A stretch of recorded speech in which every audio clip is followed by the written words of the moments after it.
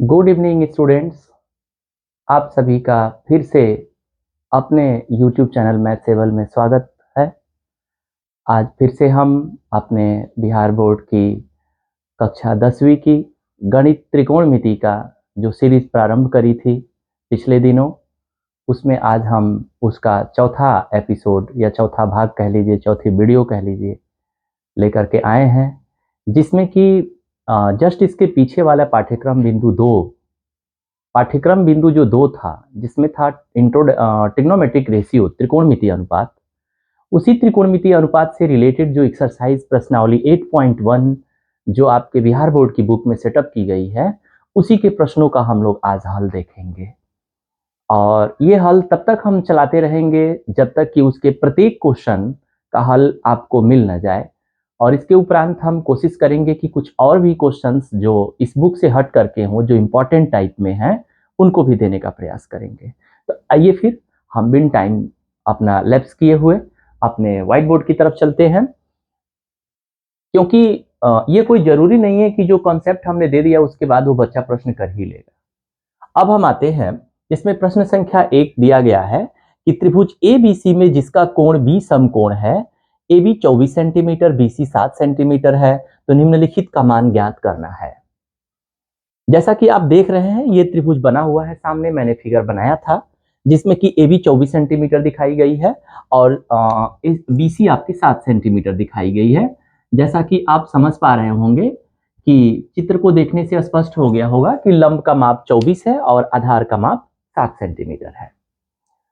स्वाभाविक सी बात है कि जिसमें साइन ए कॉस ए और साइन सी कॉस सी का जो मान ज्ञात करना है, तो मैं पहले बताना चाहूंगा कि समकोण त्रिभुज से कोरिलेटेड किसी भी त्रिकोणमिति का अनुपात ज्ञात करने से पूर्व यह बच्चा स्पष्ट हो ले कि उस त्रिभुज के तीनों भुजा का मान पता है कि नहीं है, और कभी भी ऐसा क्वेश्चन नहीं करता है कि वो तीनों भुजा की माप देता है। हमेशा 2 देगा, एक साइलेंट कर देता है, वो आपको पता करना पड़ता है। पहली बात, इसका मतलब कि बगैर कुछ देखे तुरंत हमने पहले क्या लिखते हैं, पाइथागोरस के प्रमेय से कर्ण का वर्ग बराबर लंब का वर्ग धन आधार का वर्ग, जिसमें 24 का वर्ग धन 7 का वर्ग, 24 का वर्ग 576, 576 प्लस 7 का स्क्वायर 49, दोनों को प्लस करेंगे 625 होता है। एंड कर्ण equal to in root over जब 625 करेंगे तो वो 25 का स्क्वायर होता है। इस तरीके से उस बच्चे ने उस कर्ण की मेजर 25 सेंटीमीटर पता कर लिया। अब 25 सेंटीमीटर पता करने के बाद तब अब हम प्रश्न पे आते हैं कि हमें क्या क्या पता करना था। साइन ए, देखिए साइन ए पर फोकस है, एक ए पर ध्यान देना है। ये साइन हमारे किस एंगल को निर्दिष्ट करती है, हमने पीछे की कॉन्सेप्ट में बताया था। साइन कोण ए के बारे में बात कर रही, ये कोण ए है, तो कोण ए के सामने की जो भुजा होती है वही लंब होती है। मैंने बताया था पिछले दिनों कि वर्ग 10 के पिछले 9वीं कक्षा तक बच्चे जो लंबू की तरह खड़ा होता है उसको लंब कहता है, और जो नीचे आधार होता है, जो नीचे की साइड में होता है, वो आधार हो जाता है। बट यहां पर कर्ण तो फिक्स है, 90 डिग्री के सामने कर्ण होता है, लेकिन लंब और आधार एक दूसरे पर हमेशा स्थानांतरित होते रहते हैं। इस स्थानांतरण का कंट्रोल कौन करता है, तो वो हमारी त्रिकोणमितीय अनुपात करती है। वो ये जस्टिफाई करती है कि कौन भुजा लंब है और कौन भुजा आधार है। और इस जस्टिफिकेशन के पीछे राज क्या है उसको मैंने बताया था आपको कि इसमें एंगल जो ए है, साइन ए, वो साइन ए कोण निर्दिष्ट करता है बीसी भुजा को, ये बीसी लंब हो गई। और कर्ण तो फिक्स है, जब 2 कंफर्म हो जाता है, लंब और कर्ण, तो तीसरा क्या बचता है, आधार। तो बात समझ गए। अब हम आगे बढ़ते हैं। Sine theta equal to formula क्या होता है, तो सर लंब बटा कर्ण होता है। ए के सामने लंब क्या है, तो सर बीसी है। कर्ण क्या है सर, नाम एसी। बीसी की मेजर कितनी है, तो 7 बाई एसी की मेजर कितनी है, तो 25 सेंटीमीटर, और ये भी सेंटीमीटर। दोनों सेंटीमीटर जब कैंसिल हो जाता है तो वो 7/25 रिजल्ट दे देता है। अब बात करते हैं हम कॉस ए की। कॉस ए बराबर सूत्र क्या होता है, तो आधार बटा कर्ण होता है। आधार का नाम बताइए ए के अकॉर्डिंग, तो आधार का नाम सर जी आपका ए बी है सर, और कर्ण का नाम तो सर ए सी। फिर ए बी का मेजर कितना है, तो 24 सेंटीमीटर, अपॉन कर्ण तो 25 सेंटीमीटर था, अब ये हो गया 24/25। अब हम उसके दूसरे विकल्प की तरफ अगर ध्यान दें तो वहां पर पूछा गया है हमसे साइन एंगल सी, साइन कोण सी। फिर देखिए वही बात आ गई। अब अभी हम कोण ए की बात कर रहे थे, अब कोण सी जैसे हम लेके आएंगे तो कोण सी के सामने लंब ये 24 सेंटीमीटर हो जाएगा। इसका मतलब कि साइन सी इक्वल टू फिर वही फॉर्मूला होगा लंब बटा कर्ण, लेकिन लंब इस वक्त नाम उस वक्त बीसी था, लेकिन कोण सी के लिए लंब का नाम ए भी हो जाएगा और कर्ण तो आपका एसी था। इस प्रकार 24 सेंटीमीटर ऑब्लिक 25 सेंटीमीटर और ये दोनों सेंटीमीटर कट जाता है जो बराबर 24/25 हो गया। अब एक दूसरा आता है कॉस सी, कॉस सी फिर आधार बटा कर्ण। आधार, आधार का नाम क्या होगा? आधार का नाम जब भी मैं पूछूं तो कोण सी पहले कंफर्म कर लें। किस कोण के सामने सर? किस कोण के लिए सर? तो सी के लिए। तो सी के लिए लंब 24 है तो आधार कौन होगा? बीसी होगा, यानी बीसी बटा एसी। और बीसी का मेजर कितना है? तो सर बीसी का मेजर 7 था, अपॉन में 25 सेंटीमीटर। अब ये सेंटीमीटर सेंटीमीटर दोनों कट जाते हैं नियमतः, अब ये रिजल्ट दे देता है 7/25। आप गौर कीजिए इस प्रश्न में आपने क्या देखा, यहां भी साइन का मान है, यहां भी साइन का मान है, दोनों देखिए, यहां 7/25 है, यहां 24/25 है, और वही त्रिभुज क्यों आया? क्योंकि उनके कोण चेंज किए गए हैं। तो इस क्वेश्चन को देने का, इस क्वेश्चन का सामने रखने का उद्देश्य यही था कि उस बच्चे के दिमाग में ये बात जानी चाहिए कि लंब और आधार का डिसीजन हम कोण के आधार पे करते हैं। अब हम उसी के साथ प्रश्न संख्या 2 में आ जाते हैं। प्रश्न संख्या 2 में कहता है कि आकृति एक बनी हुई है जिसमें कि tan p minus cot r का मान बताइए। ये त्रिभुज PQR है जिसमें कि हमने अभी कुछ ही पहले प्रश्न में बोला था कि कभी भी किसी समकोण त्रिभुज के अंतर्गत किसी त्रिकोणमितीय अनुपात का मान पूछा जाता हो तो उसमें तीनों भुजा का मान पता होना चाहिए। अब क्या आपको तीनों भुजा पता है? तो जी नहीं। क्यों? क्योंकि सर इसमें आपका PR 13 सेंटीमीटर और PQ 12 सेंटीमीटर दिया गया है। तो इस स्थिति में आप पहले पाइथागोरस का प्रमेय लगाते हैं। पाइथागोरस प्रमेय से कर्ण का वर्ग बराबर लंब का वर्ग धन आधार का वर्ग, यानी 13 का स्क्वायर बराबर लंब वर्ग 12 का स्क्वायर प्लस आधार तो आपको निकालना था, यानी आधार का स्क्वायर, यानी आधार का स्क्वायर इक्वल टू 13 का स्क्वायर माइनस 12 का स्क्वायर, यानी 169 माइनस 144 जो बराबर आ गया आपका 25, और ये रूट में 25 जैसे ही करेंगे उसकी वैल्यू आपको मिल जाएगी 5 सेंटीमीटर।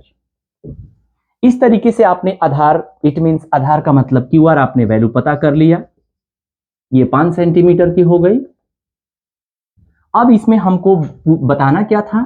तो tan p minus cot r, तो tan p का मतलब tan थीटा हुआ, tan थीटा इक्वल टू लंब बटा आधार, लंब बटा आधार, और यहां माइनस cot थीटा आधार बटा लंब। मैं बताना चाहूंगा कि एंगल P के लिए लंब कौन है? P के लिए लंब सर QR होगा। Okay, QR। आधार क्या होगा? तो सर PQ होगा। ठीक है, अब आगे बढ़ते हैं। आधार R के लिए आधार बताना है आपको, एंगल R के लिए आधार QR होगा सर, बटा लंब PQ होगा। अब देखिए, मान तो मैंने रखा ही नहीं, उसके पूर्व ही हमको पता चल गया कि QR by PQ, QR by PQ sir ji same है, तो दोनों कट करके क्या मिल जाएगा? 0। आइए मान भी हम रख देते हैं। वैसे तो बच्चे को पता चल गया पहले से कि सर इसकी वैल्यू 0 आ गई, बट फिर भी मैंने मान रख दिया। QR की वैल्यू 5 सेंटीमीटर अपान PQ की वैल्यू आपकी 12 है, माइनस QR की वैल्यू फिर से 5 सेंटीमीटर, PQ की वैल्यू 12 है, यानी ये दोनों कैंसिल हो गया। कैंसिल होकर रिजल्ट क्या दे दिया? 0। इसका भी आंसर क्लियर हो गया। इसमें भी इसी बात का केंद्रित किया गया है इस क्वेश्चन में कि उस बच्चे को ये कंफर्म होना चाहिए कि कोई भी त्रिकोणमितीय अनुपात किसी कोण के आधार पर लंब और आधार का जगह सुनिश्चित करती है। अब हम तीसरे प्रश्न में आ जाते हैं। यदि साइन ए इक्वल टू 3/4 तो कॉस ए का मान क्या होगा? ये ध्यान दीजिए, ये तीसरा क्वेश्चन। तीसरे क्वेश्चन में अलग तरीके का क्वेश्चन है, थोड़ा यहां देखेंगे हम। पहले एक त्रिभुज बना ले हम, समकोण त्रिभुज। इस समकोण त्रिभुज में हमसे कुछ क्वेश्चन किया गया है, जिसमें कि मांगा गया है हमसे ये एक त्रिभुज हो गया, जिसमें कि हमने समकोण त्रिभुज एबीसी बनाया है, जिसमें कोण भी 90 डिग्री है। अब इसमें कहा गया है साइन ए इक्वल टू 3/4, तो साइन ए इक्वल टू 3/4, क्या आप समझ रहे हैं? इसका मतलब 3 सेंटीमीटर हो गया। अगर हम इसके सामने लंब बटा कर्ण अगर हम लिख दें, क्या इसका मतलब लंब 3 सेंटीमीटर कर्ण 4 सेंटीमीटर, इसका कहना ये है? बिल्कुल नहीं। मैंने बताया था कॉन्सेप्ट में कि एक अनुपातिक मान है, न कि उसकी भुजा का लंबाई का मान है। इसको जब भी हम सेपरेटली नोट करते हैं तो हम लिखते हैं यहां पर कि माना साइन ए, कोण ए, यहां पर आपने दिया है कोण ए के सामने लंब बीसी होगी, यानी कि बीसी, तो माना बीसी 3 के एवं कर्ण यानी एसी 4 के है। अतः फिर एक भुजा गायब हो गई, फिर उसको पता करेंगे। अतः पाइथागोरस प्रमेय से कर्ण वर्ग बराबर लंब वर्ग धन आधार वर्ग।